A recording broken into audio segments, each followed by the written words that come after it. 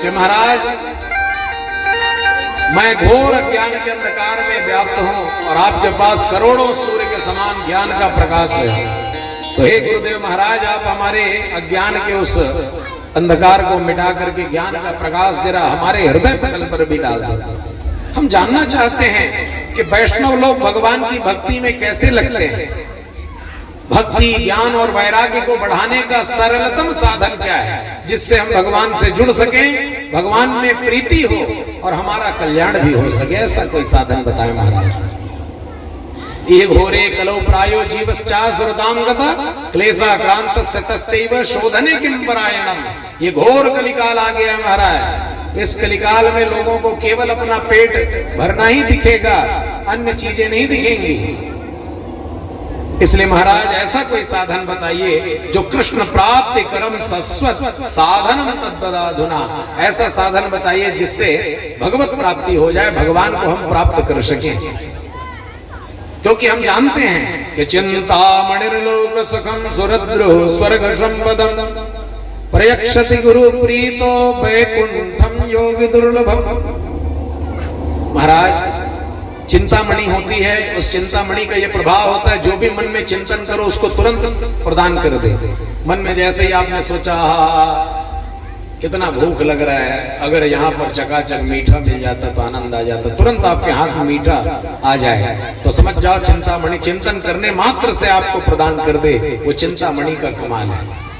और सुरद्रु स्वर्ग संपदम, सुरद्रु माने होता है कल्प का वृक्ष। कल्प के वृक्ष के नीचे बैठ करके जो भी मांगोगे वो आपको तुरंत प्रदान कर देता है। जैसे बढ़िया पेड़ के नीचे बैठे, हे भगवान है मेरे बढ़िया खटिया आ जाए और मैं बढ़िया सो जाऊं, ऐसा कहोगे ना तो तुरंत बढ़िया पलंग आ जाएगा और बढ़िया सेज बिछ जाएगा और उसी पे आप आराम करोगे। ये है कल्प वृक्ष का प्रभाव।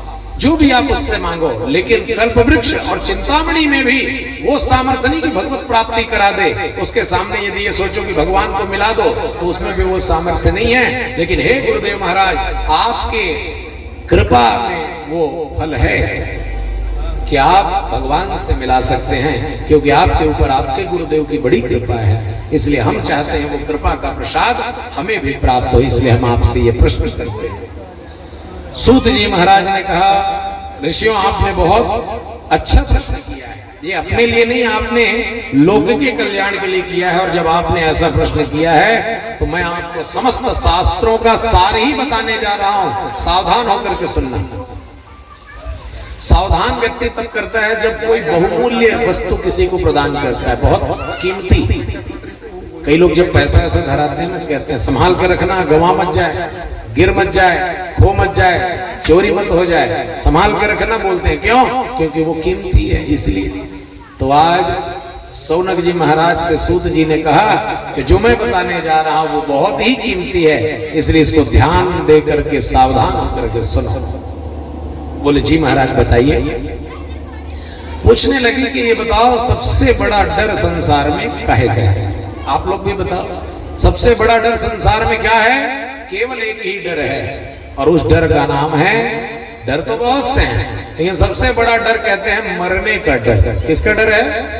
ऐसा भागवत में लिखा है महात्म्य में कि काल ब्याल मुख ग्रास त्रास निर्णास श्रीमद् भागवतम शास्त्रम कलौ कीरेण भाषितम कीरेण शुकेन भाषितम। सबसे बड़ा डर है मरने का। हर व्यक्ति यही चाहता है कि हम ना मरे, चाहे कितना ही बुजुर्ग क्यों ना हो जाए। उससे कहोगे मरोगे बाबा, क्या ऐसे कैसे मर जाए? तुम मर जाओ जाओ कहेंगे। इसलिए सबसे बड़ा डर काहे का है? मरने। और ये है संसार, आज नहीं तो कल सबको जाना है, बारी बारी से। कब किसको जाना पड़ जाए कोई निश्चित नहीं है मेरे प्यारे श्रोताओं। इसीलिए इसका नाम है संसार। क्या नाम है? जो पल पल सरकता जाता हो, एक जैसा नहीं रहता है। जो आज है वो कल नहीं रहेगा और जो कल था वो आज नहीं है। पहले छोटे छोटे बच्चे थे, बच्चे से कब युवा हो गए, युवा से कब वृद्ध हो गए, कब हमारे कर्ण समीप भये सित केसा, कब कान के बगल के बाल सफेद हुए, कब उसको डाई किए, कब बुढ़े हो गए, पता ही नहीं चला मेरे प्यारे श्रोता। तो यही संसार है, धीरे धीरे सरकता रहता है और हम और आप चाहते हैं कि ऐसे ही बना रहे। तो इससे बचने का एक ही उपाय है, श्रीमद् भागवत महापुराण की शरण ग्रहण कर ले।